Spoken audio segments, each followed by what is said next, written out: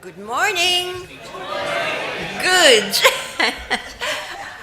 A very warm welcome to you all. I'm Patricia Wilkie, and I'm so pleased to see such a large gathering on this. I mean, if you didn't know beforehand, you now know N.A.P.P is celebrating 40 years.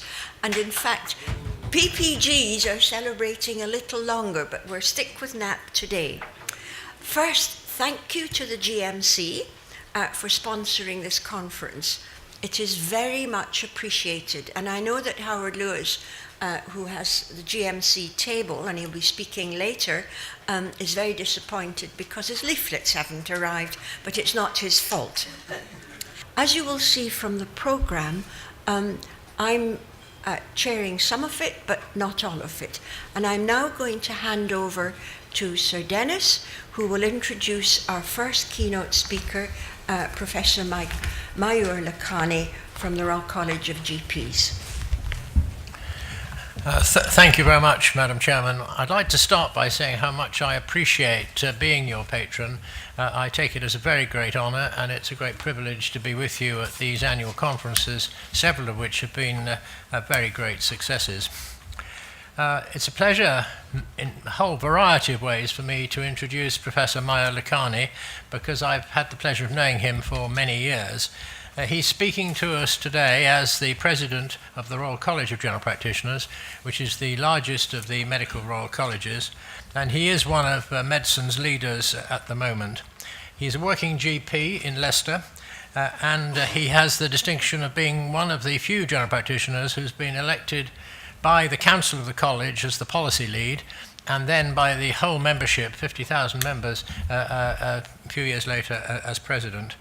During his time as chairman, he introduced a very important idea for patients, which was that he had to face the tension between practices being very small and friendly, but perhaps too small to be efficient, and very big practices which may be managerially efficient, but can become impersonal and cold.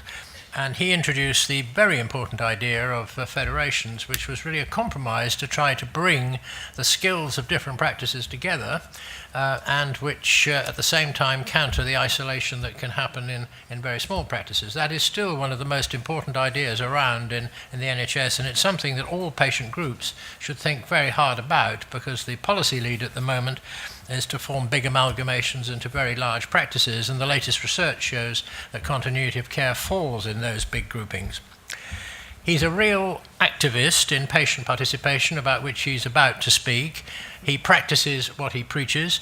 He's had a group in his own practice, which he has fostered diligently, and he's been a member of a patient group in the college. So it's a great pleasure to introduce Professor Mayur Lakhani.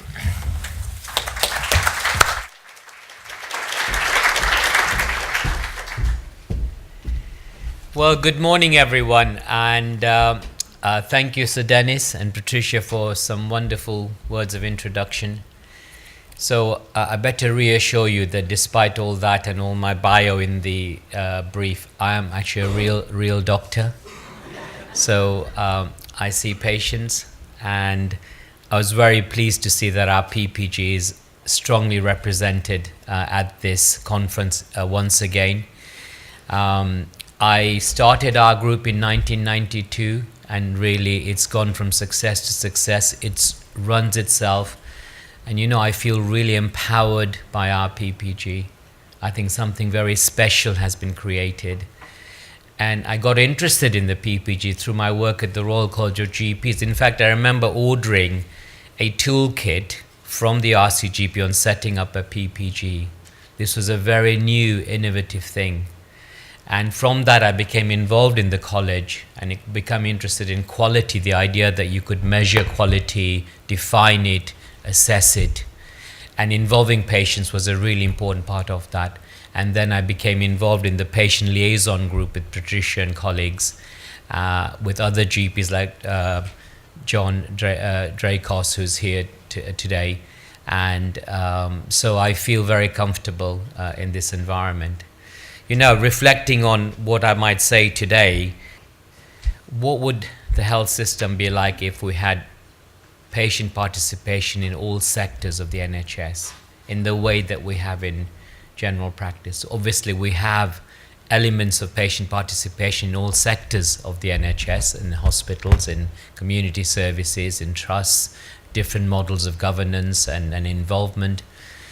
But what we have in general practice, I think, is very unique.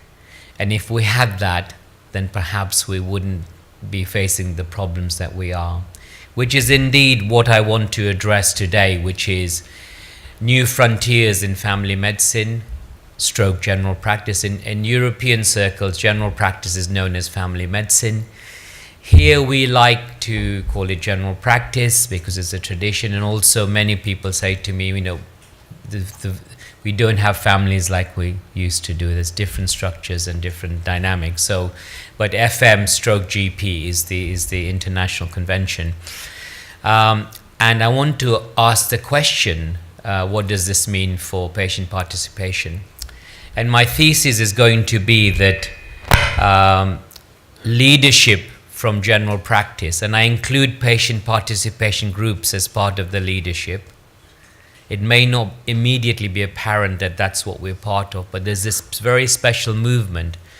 Leadership will make the biggest difference to the future of patient care, and I'll explore how we might do that and why we need to do that and how we need to come together. Because change is happening, and evolution, revolution, and nobody is really happy with the health system at the moment, are they? I mean, the government's not. It's called the payers. Consultants are certainly not. They're frustrated by what they can do for patients or they can't do. GPs want to do more for their patients. As a GP, I want to do more. I'll be at the practice on Monday. There's so much innovation that I want to do.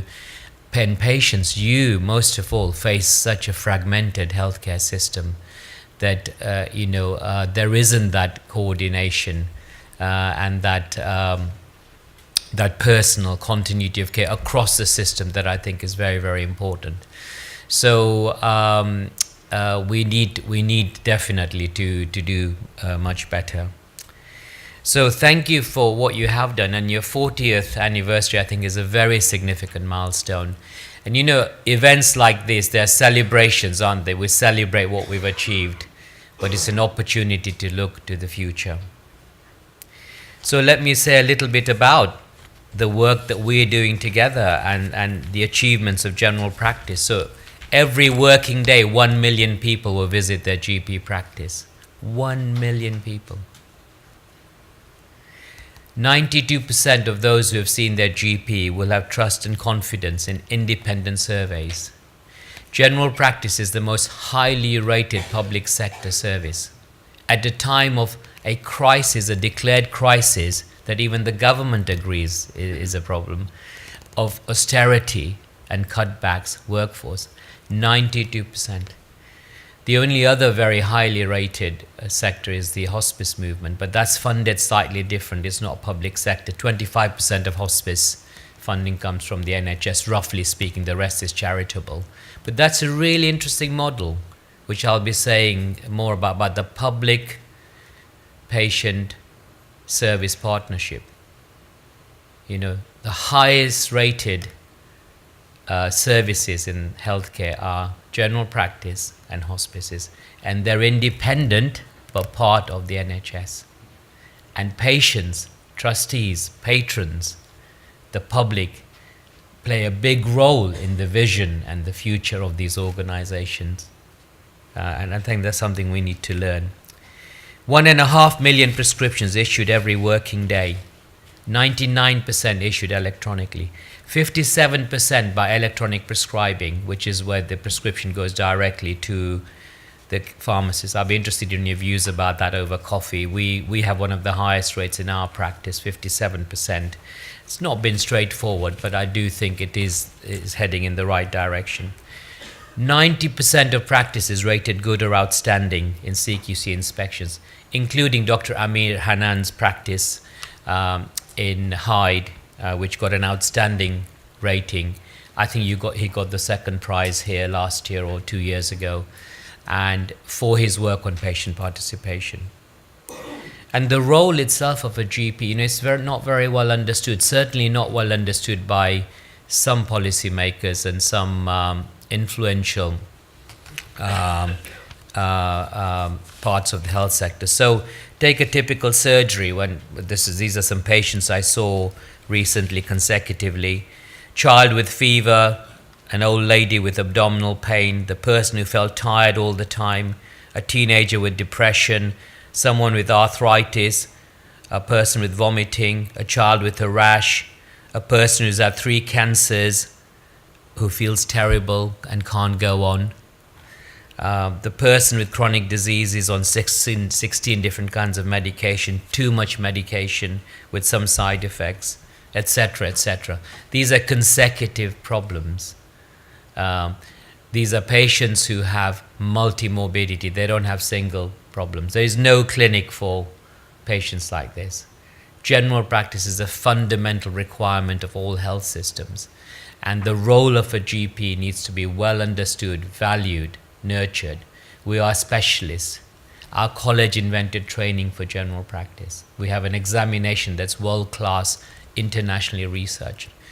If you can come and visit the Royal College of GPs in London, we have tours of the building. They're called secret tours of the building. And the first meeting of the NHS board, as we approach the 70th anniversary, on 5th of July, the first meeting of the NHS board in 70 years ago was held in that building, in the boardroom. It's now called the Princess Gate Room. And you'll enjoy visiting it. And the other thing, you'll see the examination center there, where very nervous young GPs go and be assessed. And they do what's called a simulated surgery. You can go around and the buzzer goes and you can see. So it's a magnificent building. It's in Euston Square. You can also stay there, by the way. And you don't have to be a GP. You can... I don't get any commission, by the way. You did. But, it's... we started in 1952 as a college. The ancient Medical Royal Colleges opposed our establishment. We're now the largest Medical Royal College in Europe. We have £50 million turnover. We have 52,000 members. We have 37 international programs. And what gave us great pleasure recently is that we reached the milestone of 50,000 Twitter members, which is more than the Royal College of Surgeons and the Royal College of Physicians. So they know already. So there's a lot we can celebrate. Patient participation was a special interest minority sport. When I started in 1992, I think there were only 2 in Leicestershire. And now, thanks to the work of Patricia and your group, it's now the norm. I appreciate that the enhanced service made a difference and supported people to set this up. But there's very few movements that gain traction like you have. Let's make the most of it. It's a time of opportunity, definitely. It's absolutely wonderful.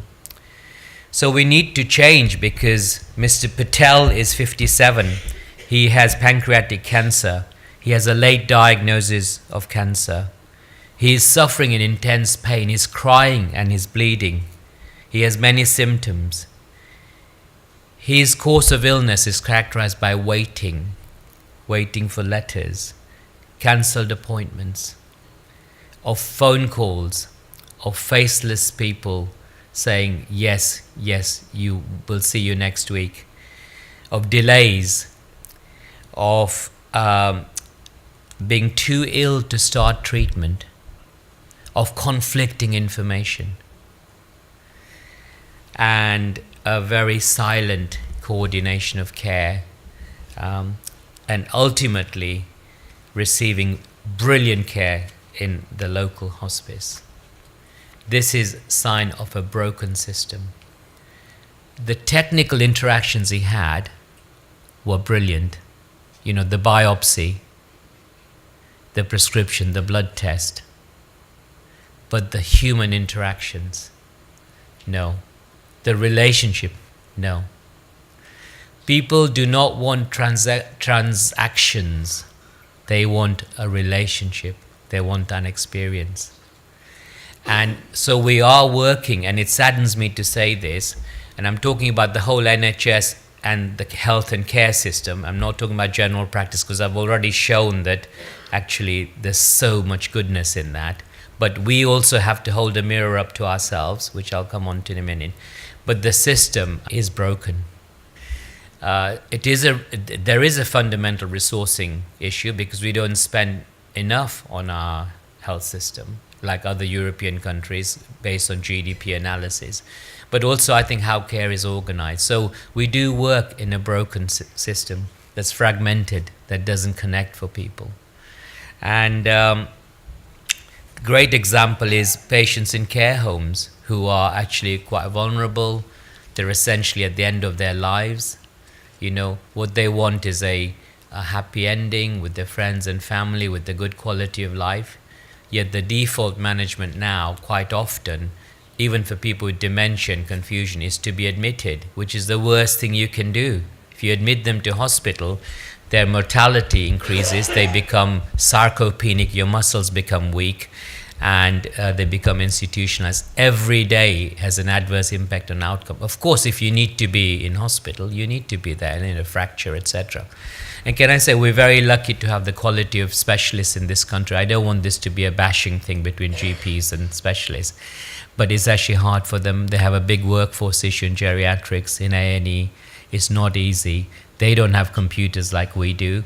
They're right. My 2 daughters are junior doctors, and I hear at first hand the conditions they work in London or near London, and handwriting of notes, no sharing of information. But there are a lot of good things that are happening as well. They're just introducing electronic prescribing, something that we've had for a long time. So the final example I'm going to give you of why we need to change is, let me call this lady Mrs. Smith, who has a fairly rare condition, but not unusual. You know, rare diseases are 5% of the NHS, so that's not uncommon. It's rare to an individual, but 2 to 5%. So rare condition requires a specialist drug, which is the subject of a sharing arrangement between the consultant and the GP. But the lady has to catch 2 buses to get to this appointment. It's actually a very straightforward drug to use. But I've come across it through my work and visits and things like that. I've anonymized it to protect confidentiality. But essentially, this patient could not get the medication because she couldn't get to a hospital appointment, and her practice were unable to issue it because there wasn't the right bit of paper, the documentation. It's called a shared care agreement, and they were officially advised that that was the case. And essentially this lady got so fed up that stopped treatment, and he had a deterioration in a condition, etc. And that's called shared care or transitions. So how can we renew general practice so people feel hopeful and confident? And this is, I want to move on to this next part. So I've described the positives, the achievements of both patient participation and general practice. I've described a case for change, which is fragmentation and relationships, and then actually what actually does matter. Now, lots of research has been done. You don't need me to tell you that what people are looking for, what's called the 4 C's, except that a 5th C has just been added by the King's Fund, which actually is a no-brainer. So the 5 C's, these are things that research has shown contribute to the magnificent thing that general practice is, that the whole world envies us. So number 1, continuity of care, that relationship. I've been in this practice 28 years and I absolutely love it. I remember the first day I started, and I still see 2nd, 3rd generation people, newborn baby checks, and walking around the village on a Saturday and bumping into people. And we're a modern practice. We offer all kinds of near-patient services. I don't think it's incompatible to be a modern, technologically advanced, digitally savvy practice that has high standards, yet pursuing those values. We too face the same issues as your practice about continuity. People only want to see one doctor or a particular doctor, But we have methods and systems, I hope, and my PPG will correct me later. It's not easy to square that circle, but we do offer this idea of a relationship-based care. So continuity is defined in 3 terms. One is relational continuity. So these are people when continuity really matters, so people with mental health problems or cancer or frailty or old people, or people choose to have a continuous relationship. These are often patients who don't have diagnoses, or who have fractured lives, and it can make a big difference. Then there's management continuity. Say so if you have COPD or asthma, or you've had a chest infection and it's not got better, you want to come back and see someone. I would suggest that although it's important that you may be able to see the same doctor, it's maybe not as important as the first one because the records are there, and we have a standard framework for if your COPD is no better with the first line treatment, what do you do with second and third line? And then there's informational continuity. So your practice has information about you, your vaccinations, your medication you're on. So there are the 3 elements of continuity: informational continuity, the lifelong medical record. Many countries don't have that. In fact, in many systems of the world, there's no system of birth registration. So I often think how advanced and how proud we should be of what we've achieved together. It's remarkable, really. Yeah, it's absolutely remarkable. Brilliant country. So informational continuity, management continuity, and then relational continuity. So that was the first C, continuity. Secondly, coordination of care. I like it when people come to see me after their hospital appointment or after they've had 4 or 5 appointments which didn't get anywhere really, to say, what does all this mean? A role of a GP is to orchestrate the care of this patient. Balin said a GP, a good GP, is the conductor of the orchestra. You've got lots of different musicians and instruments. Individually they sound good, yes, but collectively, what a symphony. And that is exactly what coordination, and I think that's lacking at the moment.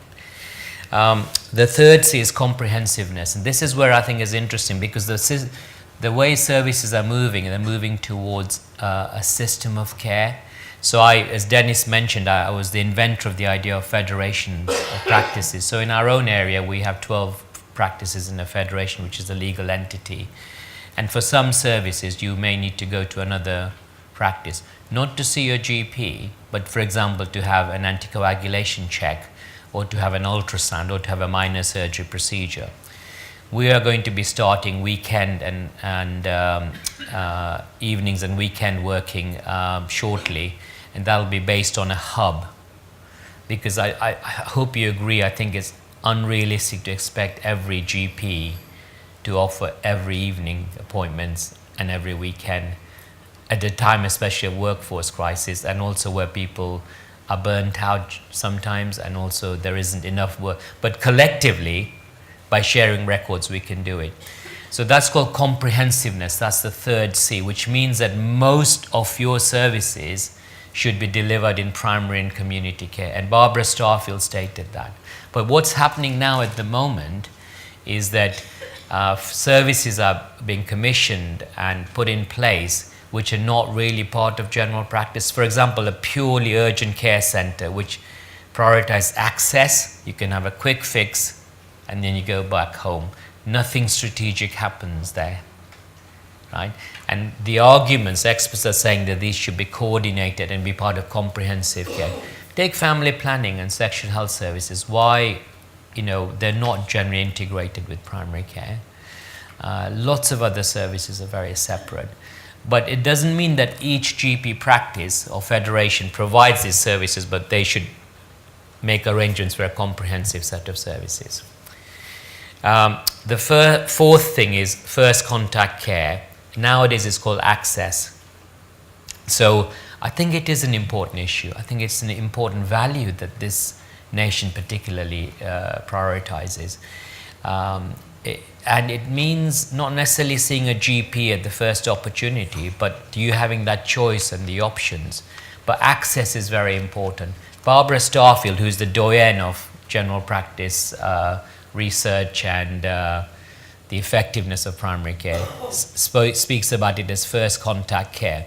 So if your first contact care is in the A&E department, you know, the strongest predictor of admission to hospital is presence in the hospital in the first place. So if you go to the emergency department for a problem you don't need to be there for, we've looked at some figures, there's a very high chance you will be admitted because their risk thresholds are different. There's not a criticism of them. They like to do tests. They like to do bloods, and the blood shows something minor. Serum rhubarb is elevated. Surgeons, what do surgeons like to do? They like to operate. So if you send people to surgeons who don't need an operation, may find a reason to operate. But guys, some of my best friends are surgeons, and I know exactly what. Maybe not after this, but you know, they want to see things they can help most with. Did you know the entire budget of the NHS outpatient department in England is more than that of general practice? Now, how can that be right? That shows the nonsense of how resource allocation. Our model is too hospital-centric. We need to get to primary and community care. It'll take 10 years. It'll take 10 years. This change process will take a long time. But we need to look at those 5 C's. So the fifth C, which the King's Fund has just added, but actually is implicit in all other research, is community orientation, which is that actually you're part of a community, that you understand your population, you understand the school that's there, you understand the parishes, the groups. And you know, I was reading that and it was an extraordinary chapter, and at the end of it I thought, you know what they're describing? Patient participation groups. You don't have internal meetings with your practice, you actually have meetings in community halls, which is what we do. We've had success. They give me so much pleasure that non-medical, holistic, skilling people up, using patients as peer models. So that's what community at the college we call it community orientation. King's Fund have got different jargon for it, but it begins with the C, which is helpful, I think.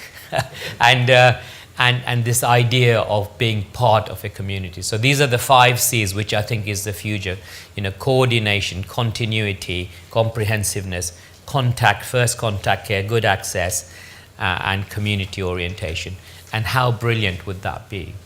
Now, the only way that system will be created is to think differently. So when people say to me now, what do you do?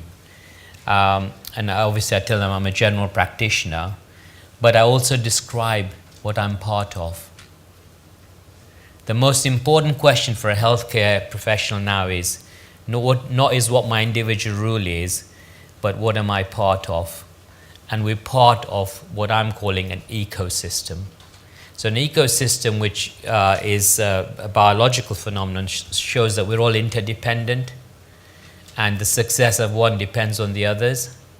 So the success of general practice depends on the successful hospital, community services, patient participation, and these are interdependencies. So a system of care is going to provide those great outcomes. And we know what we're looking for. The vision is very clear. We want the best outcome for patients. If you've got cancer, we want the best survival.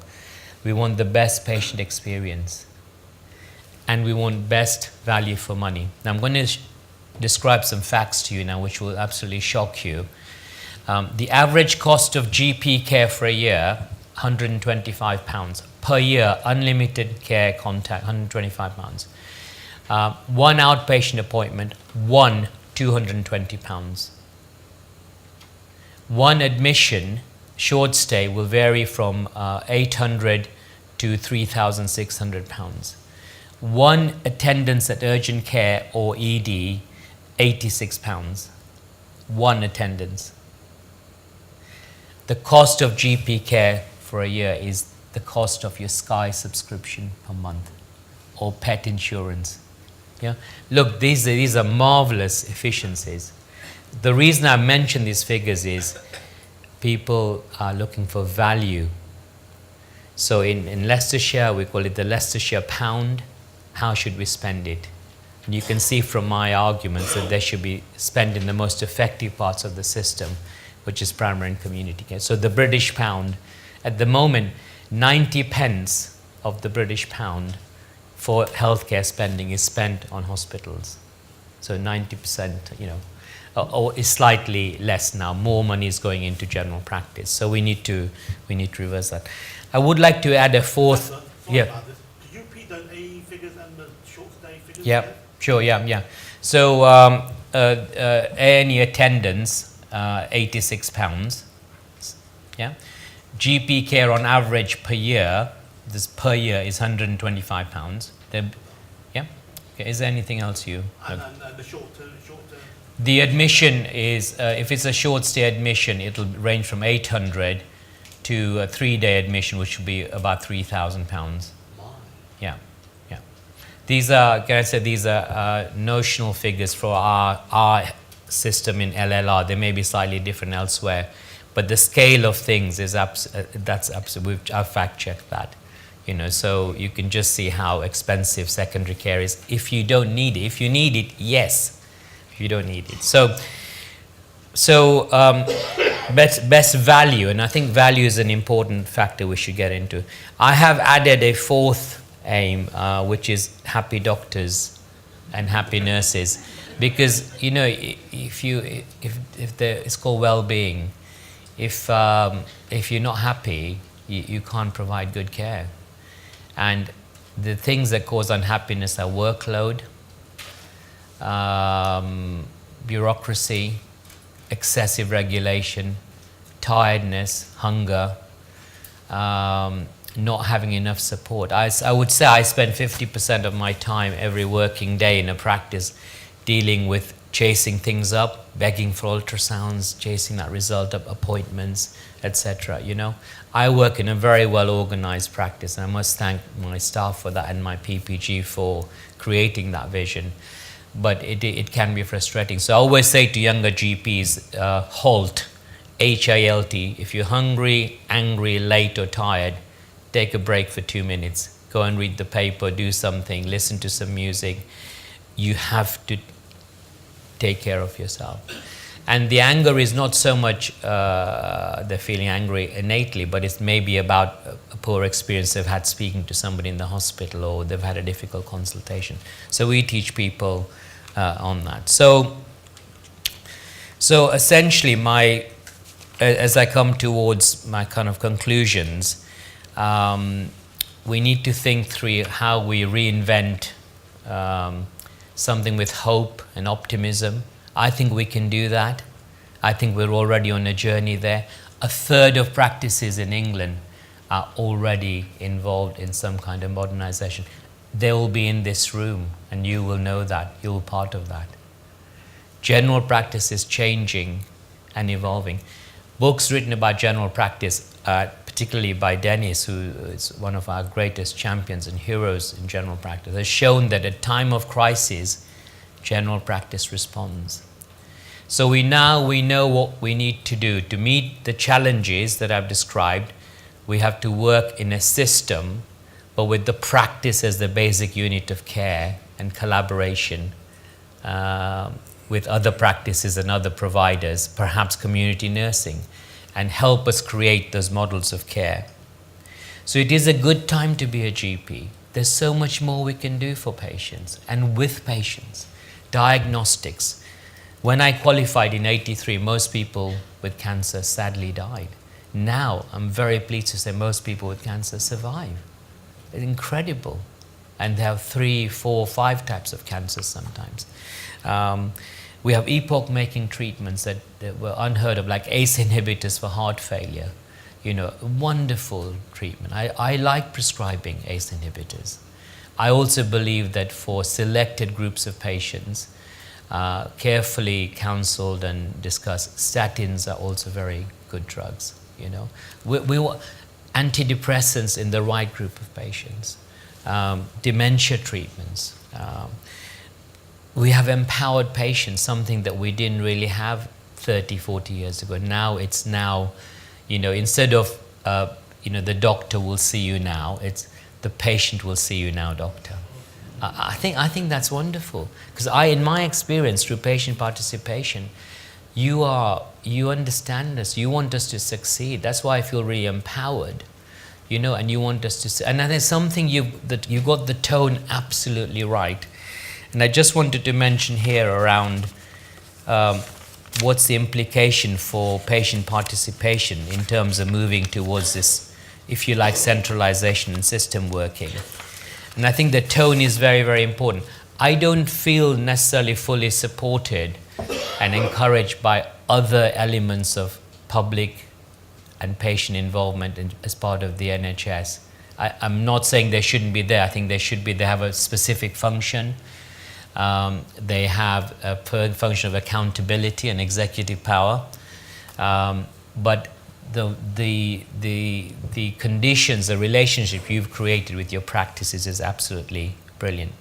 So what should good patient participation look like going forward? There's a model called the Ladder of Participation by Sherry Arnstein, which you might have heard of, which are 8 steps in the ladder, which I think is a very, very good, it's an American paper. I would urge you to look at it. But they describe the 8 rungs of a ladder of patient participation, which starts with, at the bottom, with manipulation, which is where, for example, there may be a project or a national initiative, put a couple of people on there and tell them what's good for them, and, you know, and its involvement, you know, that's called manipulation. Then there's therapy, giving information. That's not participation. Giving information to people. Consultation. Gosh, isn't there consultation fatigue? I've got so many consultations about everything that's changing, you know. But that's the 4th rung. So the higher you go up, the more control and power you have as citizens. At the bottom, it's very much tokenistic. Now, they're not saying which is necessarily right or wrong. We have to figure out what is better for us, you know. And then there's placation. Yes, we're very sorry. We know you think we shouldn't close this maternity unit, but we've consulted with you, and we have to do it anyway, you know. And you know, we'll do something at this other bit, which is like a local unit, but it's part of the big hospital. But to be honest, these are complex issues. I have run some of those, and I tell you, it's not easy, but actually working together, you can sort it out. Then there's partnership, which I think is where we're at. Then there's delegated power, and then there's citizen control. But you can see as we get a mixed economy of provision, and as the scale of general practice changes, and looking at our hospice movement, you know, because I'm really worried. There are towns in England now where there's no GPs or no regular GPs or GP practices. As patients, are you happy with that? Where's the leadership for that coming from? Are we going to wait for the bureaucracies who are working very hard to sort it out with perhaps international doctor migration? I think we need that as well, yeah. But how about if you and I, if GPs and patients take charge and say, look, this is a ladder of participation. You know, our community needs good doctors. We want to say in their appointment and what the service would look like. And so I think this provides a great opportunity. So I think, but I think I don't want us to lose the very special thing we've created, because I know I get representations of practices who've had a very hard CQC visit, or even Health Watch, enter and view, or other inspectorate type things. And to be honest, that has a very different feel to it. What we've created, this is why I feel empowered. I feel empowered by my PPG, and it should be an empowering thing and a partnership. So in conclusion, ladies and gentlemen, having a good GP is important for everyone. I'm not saying that because I'm a GP, because I'm president of the Royal College of GPs. Research has shown that it's good for society, it's a safety net, and everyone needs a good GP. And I'll tell you a story here. A surgeon becomes ill. He has a rare cancer. They go from clinic to clinic asking, what is the best treatment I can have? They go to America, they go to Europe. His son is a doctor as well, very high-flying doctor, prestigious medical school, internationally trained. They do all kinds of research, and there's about 30 different options, And ultimately they go and see a wise general doctor, actually, general specialist. And they say to this doctor, what do we need to get a good decision? And the answer is, you need a good GP who will understand your needs, who will care for you, who knows you as a person, who knows you before you got your cancer. Technical medicine has a great future, genomics, advances in therapy, but not without our values and the things we care about. So I conclude by asking for your help. Let's launch a movement to make sure that person-centered care, which are all the things I described earlier, and Patricia is, I would say, one of the world's greatest experts on person-centered care, which is you matter. We know you before your diagnosis. You see someone crying in the waiting room, they haven't got an appointment with you. Go and talk to them. What's the matter? Help them with their coat. I'm sorry to say that a lot of general practice now, because of its size and the lots of different team members, is becoming slightly anonymous. It's called a collusion of anonymity, what Balin called that. Basically, there's so many cooks, so many people involved, that there's no one person in charge. But I'm very sure, even when you have artificial intelligence, Skype, new genomics, you can have a blood test that'll tell you your risk, etc. You'll still you want to see a doctor that you know and who knows you and who cares about you. So, and these are initiatives, would you believe it, extraordinarily. America is leading on these movements now of excellence in person-centered care, based on the teachings of Sir William Osler. And this one movement is called the Closler movement, which is physicians who are dedicated to person-centered care. So I always say to GPs, in my speeches to GPs, that do three things for me as the president, as your president. Lots of small changes lead to big outcomes. So be the best you, be the best doctor you can be. So for you, it'll be the best leader you can be. Be on the side of patients. That's a very clear direction from the college. I don't mean wants, I mean needs, and be on the side of patients and shape the future through leadership. And I hope that together we can shape the future in the way that I've described. Thank you very much.